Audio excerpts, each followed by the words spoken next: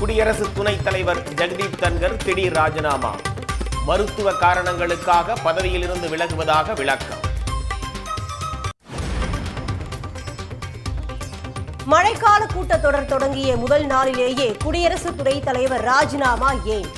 ஜெகதீப் தன்கர் தனது முடிவை பரிசீலனை செய்ய காங்கிரஸ் வலியுறுத்தல்.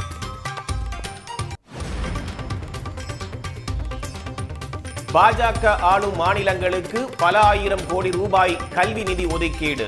தமிழ்நாட்டிற்கு ₹1 கூட நிதி ஒதுக்காததை எழுத்துப்பூர்வமாக ஒப்புக்கொண்ட ஒன்றிய அரசு.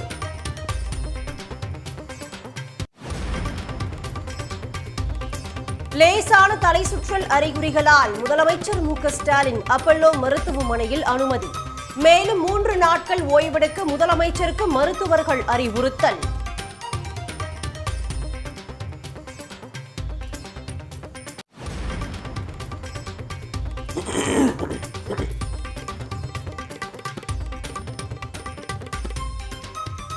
அதிமுக ஆட்சிக்கு வந்தால் கோயில் இடங்களில் குடியிருப்பவர்களுக்கு பட்டா வழங்கப்படும். திருப்புவனத்தில் பேசிய எதிர்க்கட்சித் தலைவர் எடப்பாடி பழனிசாமி உறுதி.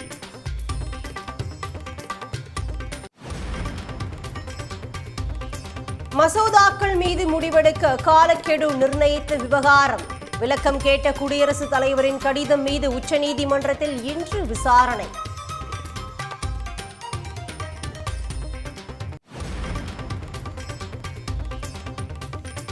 உடல்நலக்குறைவால் காலமான கேரள முன்னாள் முதல்வர் அச்சுதானந்தன் உடலுக்கு தலைவர்கள் மக்கள் அஞ்சலி. கேரளாவில் 3 நாட்கள் துக்கம் அனுசரிக்கப்படும் என முதலமைச்சர் பினராயி விஜயன் அறிவிப்பு. உதகை வைக்காரா படகு இல்லத்திற்கு சுங்க கட்டண மையம் அமைக்கும் பணி இன்று தொடக்கம். இன்றும் நாளையும் வைக்காரா படகு இல்லம் தற்காலிகமாக மூடல்.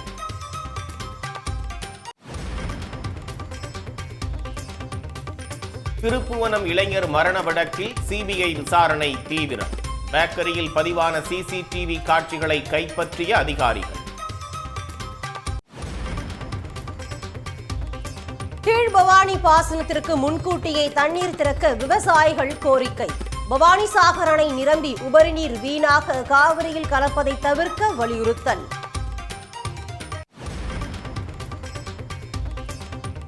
விழுப்புரம், திருவண்ணாமலை, கள்ளக்குறிச்சி மாவட்டங்களின் பல பகுதிகளில் கனமழை. வெயிலின் தாக்கம் சற்று குறைந்ததால் மக்கள் மகிழ்ச்சி.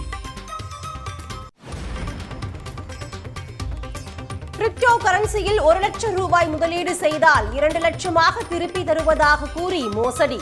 முதலீட்டாளர்கள் போல சென்று சேலத்தில் 7 பேர் கும்பலை மடக்கிய போலீசார்.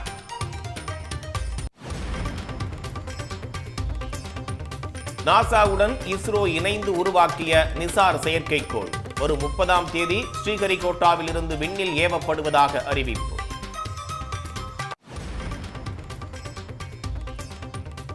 இமாச்சலில் பெய்த கனமழையால் ரயில்வே மேம்பாலத்தின் தாங்கு சுவர் இடிந்து விழுந்தது.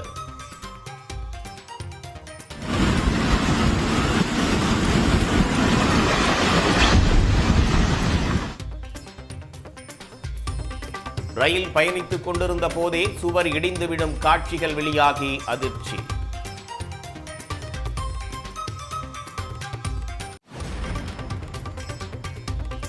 கேரளாவில் 1 மாதத்திற்கும் மேலாக நிறுத்தி வைக்கப்பட்டுள்ள ஜெட் விமானம் இன்று புறப்படும் என தகவல். பிரிட்டன் ஜெட் விமானத்தில் முழுமையாக பழுது நீக்கப்பட்ட நிலையில் புறப்பட வாய்ப்பு.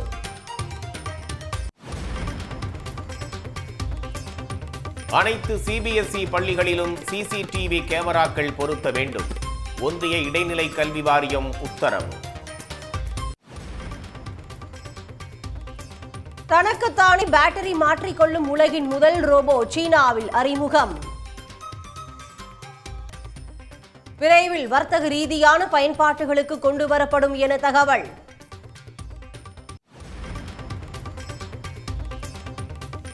(2025) ஆடவர் செஸ் உலக கோப்பை இந்தியாவில் நடைபெறும். சர்வதேச சதுரங்க கூட்டமைப்பான ஃபிடே அறிவிப்பு. உடனுக்குடன் செய்திகளை தெரிந்து கொள்ள சன் நியூஸ் பெல் ஐகானை கிளிக் பண்ணுங்க.